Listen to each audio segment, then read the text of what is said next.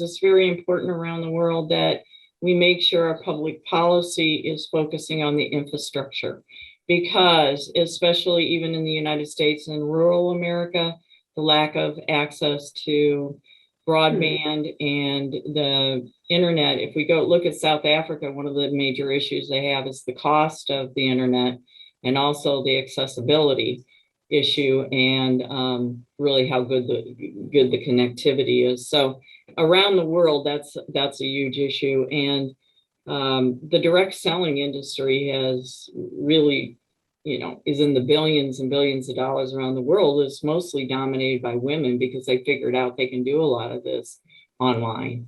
But beyond that, I think that we really got to look at public policy issues and realize what all the panelists said, that women do dominate in this area. So we have to make sure they have the infrastructure to really work on it. And let's hope the infrastructure bill in the United States gets passed. I've been working with women in Pakistan with one of the centers there that are trying, they call the program Mom Entrepreneurs, and it's sort of culturally based in their religion, but that women can be entrepreneurs and how can they do things in different ways.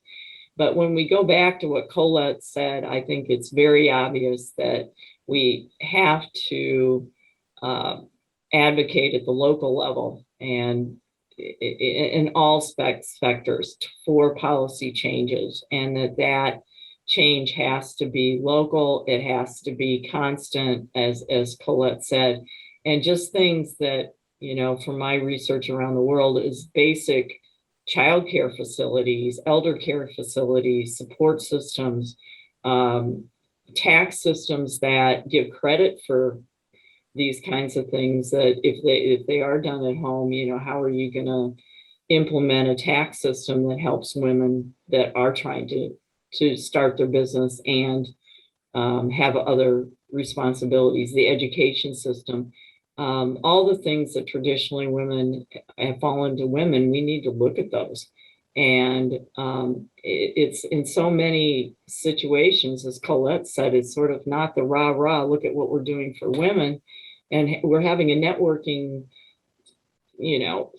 system or women's network at the local level. That's all great. That's all fine, but it's really got to take place through the government into higher levels. Have we truly made progress? What more can we do?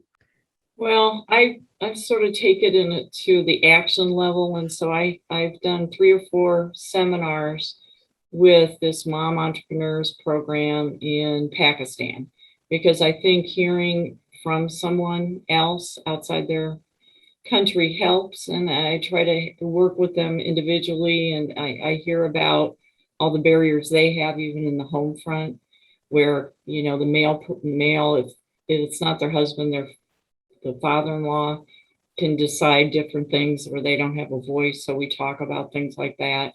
So I've sort of done it action oriented. And then I just came back from Lithuania, where I taught about 30 students to do business models. And that country has been out of, left the Soviet Union roughly about 30 years ago and is free.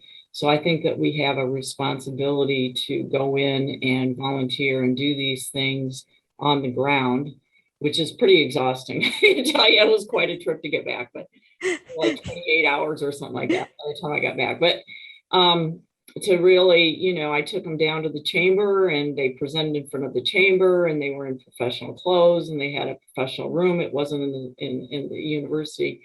To really, okay, what can we do in 2 weeks, and can we do a business model, and how does entrepreneurship work?